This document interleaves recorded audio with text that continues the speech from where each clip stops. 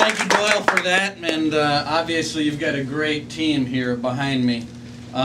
You've all been blessed here in Arkansas with great Republican leadership, and you're getting used to winning, but you're going to get used to it a little bit more in November. Clearly, you're going to have a new governor, Asa Hutchinson. We've got great congressmen coming in and filling in places that we need them to come in and help run the House the way that it's been going. But I think, most importantly here today, and what I really want to honor and lift up is who I hope to be the next U.S. Senator from Arkansas, and that's somebody that's going to help us fire Harry Reid and get this country turned around. And that's Tom Corbin. And these are the leaders that are going to help families here in Arkansas. Those that are behind me. One in particular, Leslie, was a fabulous lawyer for the RNC. She did an incredible job. She wasn't just a professional, someone that we could count on every single day, but she's somebody clearly that's turned into a great friend of mine and somebody that I'm so proud of to see doing so well. I know what matters is election day, but to see Leslie in this place be doing so well, ahead in the polls, I just want to wish her congratulations. Now, you know that we've got to get spending under control in this country. We've got to bring the rule of law back in this country. We've got to stop Obamacare and his failed agenda.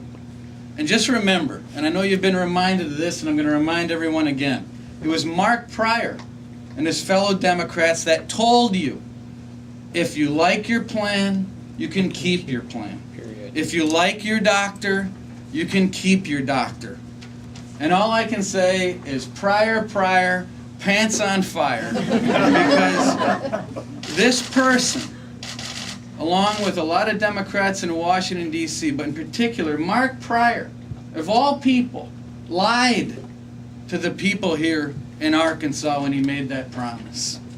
In the last 2 years, Obamacare has caused Americans to lose their jobs, lose their doctors, and lose their plans. And now in November, we get to return the favor to Mark Pryor and the Democrats, and they're going to lose their majority in the United States Senate, and that's why we need to elect Tom Coburn and Harry Reid. On every single issue, Harry Reid and the Democrats and Mark Pryor has made life harder for working families here in Arkansas and across the country.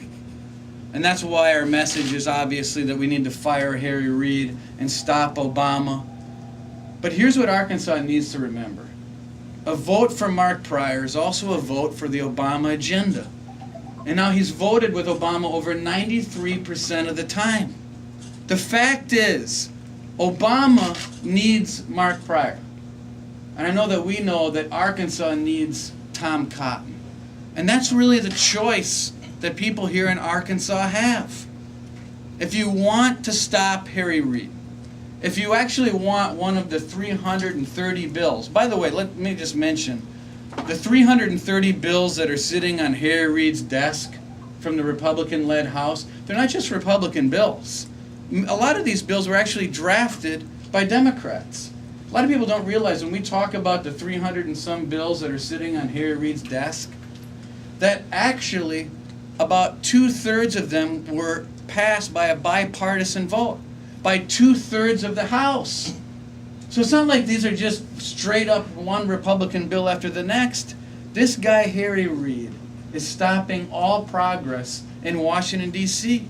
So if you want to stop Harry Reid, you got to actually fire Mark Pryor.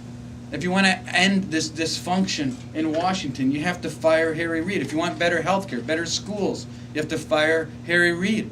You have to also retire Mark Pryor. What we're trying to do here at the RNC, and what you're seeing here for those in the media in this Victory Center, is we're trying to turn the National Party into a full-time national operation that doesn't just show up once every 4 years, 5 months before an election. Because quite frankly, that's what's happened at the national level. We've become a U-Haul trailer of cash for a presidential nominee that shows up once in a while. And the difference you're seeing in this midterm is a national party working with state parties and county parties, with candidates on a year-round basis to make a difference. I think that we're in a battle for freedom in this country. It's the same battle that founded this country. It's the same battle that James Madison reaffirmed in the Bill of Rights. And it's the same place that we're here today, right here in Arkansas.